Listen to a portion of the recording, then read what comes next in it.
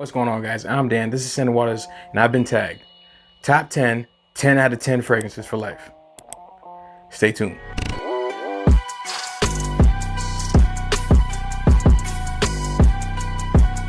Another tag video. Top 10, 10 out of 10 fragrances. Okay, so I was tagged by two people. Cam from Carolina Fragrance Reviews, my homeboy Cam. Check him out. I'll leave a link in the description area. And also Ja from Ja Scent Review, my other homeboy. He's down in the Caribbean, living it up, in my opinion. I need to book a vacation out there. You know what, man? Ja, man, hook me up, man. So 10 out of 10 fragrances. I don't really have any fragrances that I've marked 10 out of 10 other than probably one or two fragrances, but those are pretty much clones of other fragrances. It's hard for me to give a fragrance 10 out of 10. So with me saying that, I'll give you my top 10 fragrances that I feel are top notch in my collection. So with no further ado, number 10 on my list is from Jean Paul Gaultier, and this one's called Ultra Male. Oh, hold on, let me block that. This is PG. Ultra Male, with notes of pear, vanilla, and cinnamon. In my opinion, it's like one of the ultimate date night fragrances, late night clubbing type fragrances.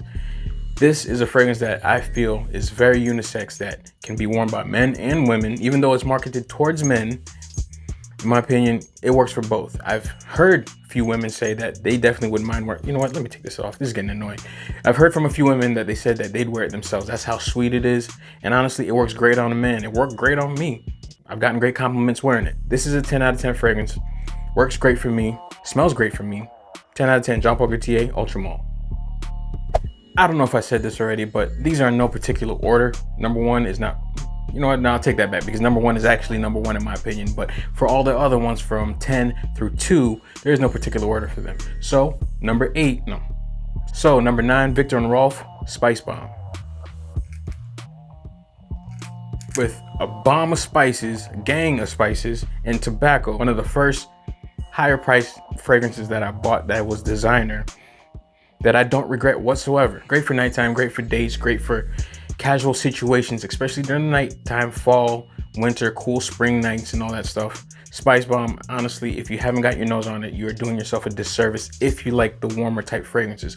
The warmer as in spicier, just alluring fragrance. This is very alluring in my opinion. Spicebomb from Viktor and Rolf, get your nose on it if you haven't yet, dope. Number 8 on my list of 10 out of 10 fragrances or top fragrances in my collection that are on the designer side is from the house of Martin Margiela, and this one's called Under the Lemon Trees.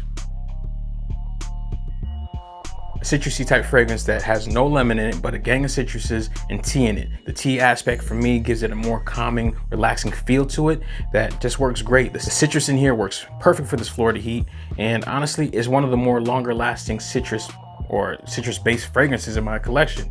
It does better than most of these other freshy fragrances, and the freshness lasts throughout the whole fragrance, like about 7 to 8 hours, at least for me. And the tea aspect just gives it that calming factor. So number 8 on my list from Martin Margiela, Under the Lemon Tree. Boom. Number 7, top 10, 10 out of 10 fragrances is from the house of Acqua Di Gio, and this one's called Profumo. This one's actually special blend, but you get the point. The classic scent, but modernized with incense and patchouli. A solid scent in my opinion that works great. It's a Swiss Army knife that can work in multiple situations. All the hype and compliments that this fragrance gets, it's all valid. Bringing back the old school and making it modernized, you can't go wrong. Acqua Di Gio Profumo. Special blend here, but honestly, both of them work. Number 6, 10 out of 10 fragrance is from the house of Dolce & Gabbana, and this one's called The One EDP. Dolce & Gabbana, The One EDP. Date night approved. Boozy, tobacco, ambery fragrance that you just can't go wrong with this fragrance in my opinion. I don't see anybody not liking this fragrance unless they're just not into dark or boozy type fragrances. That's it. This is a classic fragrance that I feel will work for any age range, but I'd say 20 and up, this would be perfect for. Dolce & Gabbana, The One EDP, 10 for 10 fragrance in my opinion. Number 5 on my list of top 10, 10 out of 10 fragrances that I feel, this one is like a niche type fragrance. This one's from the house of Dior, and this one's called Dior Homme Intense. Dior Homme Intense, in my opinion, is a niche type of fragrance from the house of Dior. It's designer, but it's very niche in my opinion. It has that lipsticky vibe, but me personally in this, I enjoy it. In most other fragrances, I don't enjoy that iris that gives off that makeup and lipsticky vibe, but this one, I like this one a lot. This one, it works great for date night, it's great for nighttime.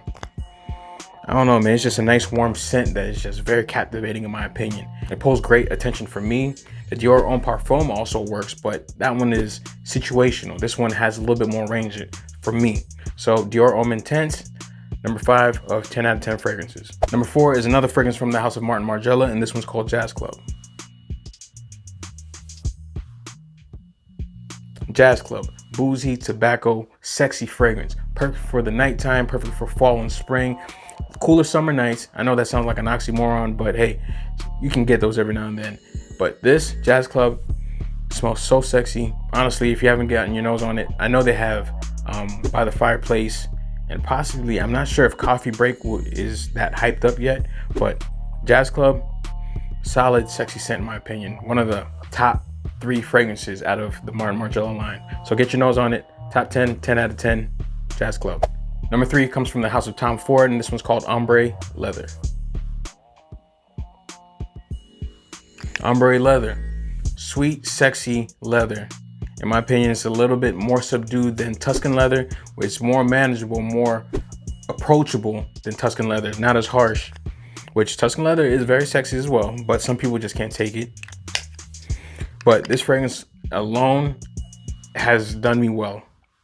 I don't have much in it because I actually wear it a lot and also lay it with a lot of other fragrances that just make it that much more sexier by adding this aspect to it.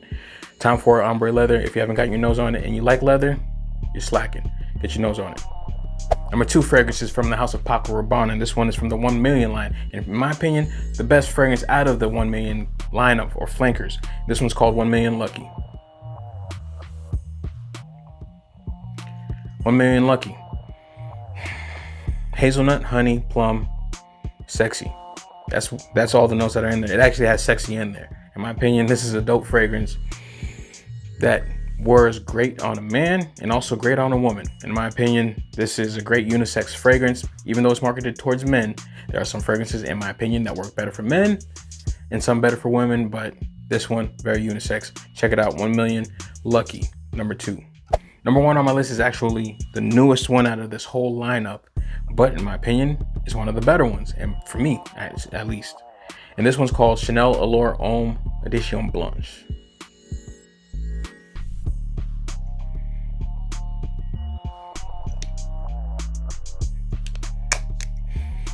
Boy, Chanel Allure Homme Edition Blanche. Citrus, lemon, vanilla. I think it has sandalwood in it as well. A sexy citrus fragrance. It's like a lemon meringue pie, but sexy.